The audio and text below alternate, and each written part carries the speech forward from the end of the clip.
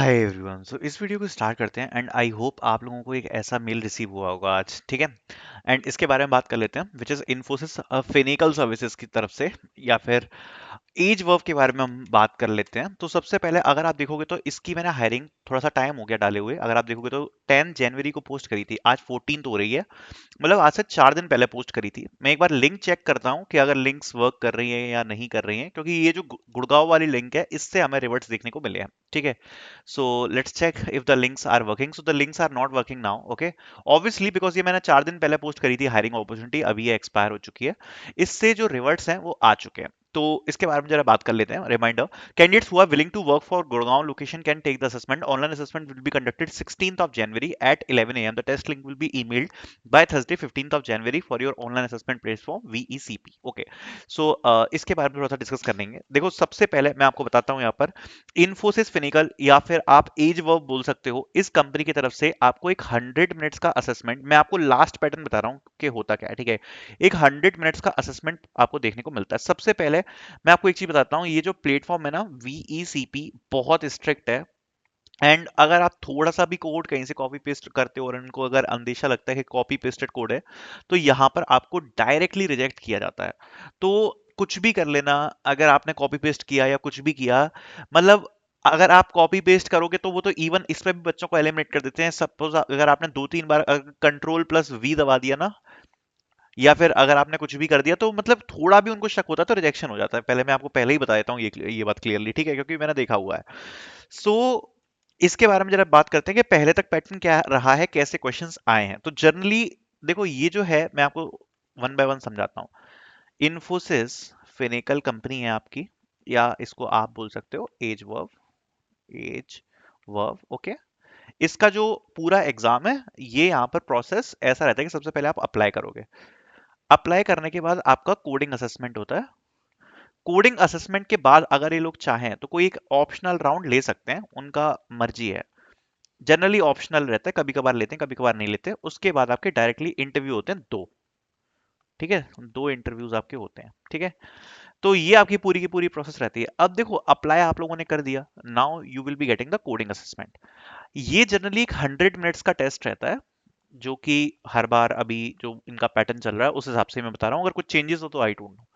इसमें आपका क्या रहेगा, इसमें आपके दो कोडिंग क्वेश्चंस रहते हैं, ठीक है। इसमें आपके दो कोडिंग क्वेश्चन रहते हैं। जो लेवल रहता है, अगर आप लीड कोड सॉल्व करते हो तो लीड कोड का मीडियम बोल सकते हो। लीड कोड का मीडियम एंड हार्ड तक भी टच कर सकता है, ऐसा कुछ इसका लेवल रहता है। लीड कोड का मीडियम हार्ड आप बोल सकते हो, ऐसे क्वेश्चन आएंगे।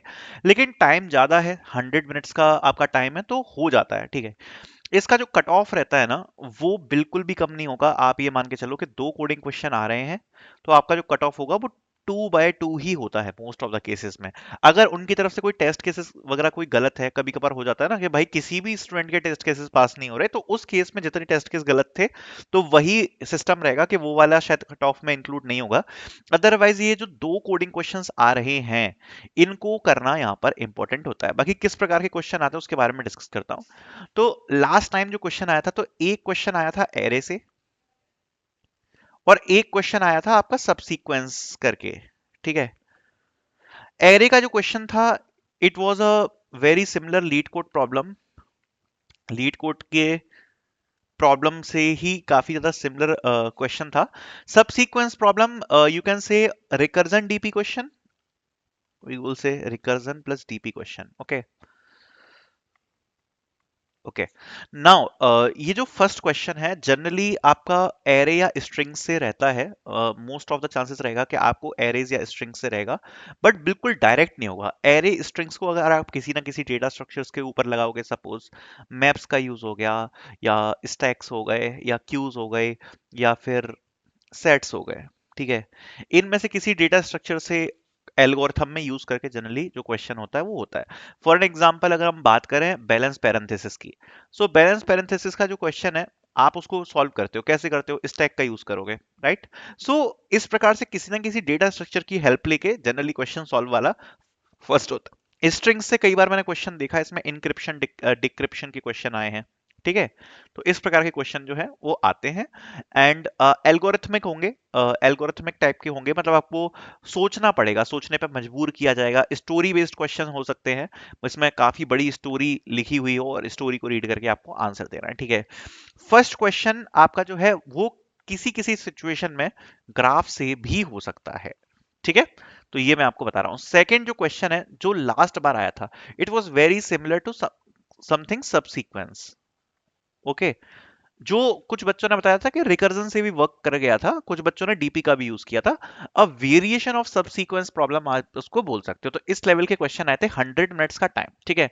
अगर ओवरऑल बात करी जाए, अगर आपका डीएसए का ठीक ठाक प्रैक्टिस है, मतलब अगर आपने इवन 300 क्वेश्चंस कर रखे हैं ना लीड कोड पे, 300 question is not a high number. ठीक है। अगर आपने 300 क्वेश्चंस भी कर रखे हैं, so you can clear the test, ज्यादा डिफिकल्ट नहीं है। ऑब्वियस सी बात है, क्योंकि पे पैकेज भी ज्यादा नहीं है, तो उस हिसाब से जो असेसमेंट का लेवल है वो मीडियम रहेगा। बट द थिंग इज कि इसके बाद शॉर्टलिस्टिंग काफी होती है, काफी रिजेक्शंस आते हैं असेसमेंट के बाद। एंड देन जनरली आपके इंटरव्यूज ही है जो नेक्स्ट स्टेज है। ठीक है। तो ये आपका रहेगा। बाकी अगर असेसमेंट डिले होता है, बिकॉज काफी बार इनका असेसमेंट डिले भी होता है, तो आपको कल तक बता दिया जाएगा कि जो आपका असेसमेंट है वो 16 को एक्सटेंड किया जा रहा है। तो ये भी एक पॉसिबिलिटी इनके साथ हमेशा रहती है। ठीक है। बाकी अभी गुड़गांव वाले को रिप्लाई है, आई होप आपको रिसीव हुए होंगे। Thank you so much for watching.